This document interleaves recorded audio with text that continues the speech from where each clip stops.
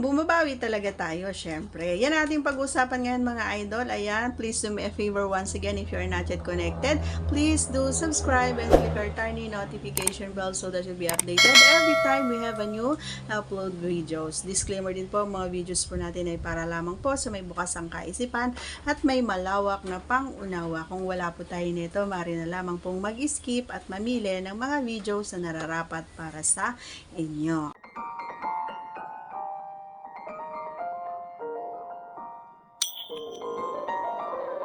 Alright. Totoo naman na alam mo yon, yung bawi-bawi lang din tayo, no? Kasi ito yung sinasabi ko palagi, hindi pwede yung ikaw lang palagi. Hindi pwede yung ikaw lang yung masaya, dapat bumawi ka din. Halimbawa, alam nyo kasi mga idol, may mga time din na kumbaga, let's say, ito na lang example ko, no? May mga pagkakataon na nag-girls talk tayo, no? Kami-kami lang, no? Mga magkukumare, ganyan. So, napag-uusapan din namin kayo. Ganyan, lalong-lalo na, syempre, may mga sutil din na mga kaibigan, so nagkukwentuhan kami na ganito, ganyan. Hindi man lang ginagawa, ay talaga, bakit so ganon? So, dapat kayong bumawi kayo, no, mga idol. Kapag ginawa ito ng inyong mga kapareha, lalong-lalo na kapag nagtagal siya doon sa baba nyo, ay tumagal din kayo, ganon.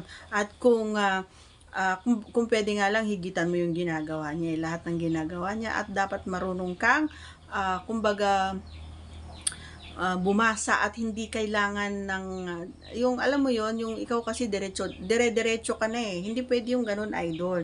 Alam mo yung inaasam-asam din ng inyong kapareha ay yung magawa mo rin yung mga napagkukwentuhan namin, kasi minsan sinasabi niya sa akin na hindi ka raw marunong kumbaga, alam mo yon, yung pag kumakain ka daw ay masakit daw, kumbaga. Charot lang.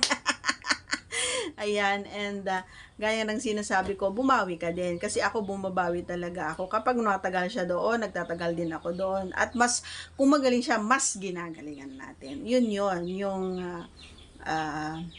kumbaga, pagbawi doon. And isa pa, ang pagbawi dito, no, na kapag halimbawa ay hindi siya natapos at ikaw ay nauna, ang babawiin mo doon, gagawin mong pagbawi doon, mga idol, ay magtrabaho ka ulit, trabahuin mo siya ulit para naman ay maibalik mo yung hindi natapos na saya niya, 'di ba? Kasi hindi araw-araw piyesta. Hindi araw-araw masaya, hindi araw-araw kumpleto, hindi araw-araw natatapos siya, hindi araw-araw kayang-kaya niyang makadalawa, makatatlo. So, kailangan nating sulitin yung mga panahon na alam mo yon, yung kaya ng sarili natin na kumbaga ibigay yung makakapagpasaya sa ating mga kapareha. Ang gaya ng sinasabi ko para sa mga idol, kailangan ay give and take kayo. Yan ang number one. Give and take lagi. And syempre, pinaka-the best talaga rito ay yung sabay kayo, mga idol. Subukan nyo yan. Hindi yung laging kayo yung nauuna. So that's all for today's video. Once again, if you're not yet connected, please do subscribe and click our tiny notification bell so that you'll be updated every time we have a new upload videos. Thanks for watching, everyone. See you again on our next vlog. Bye!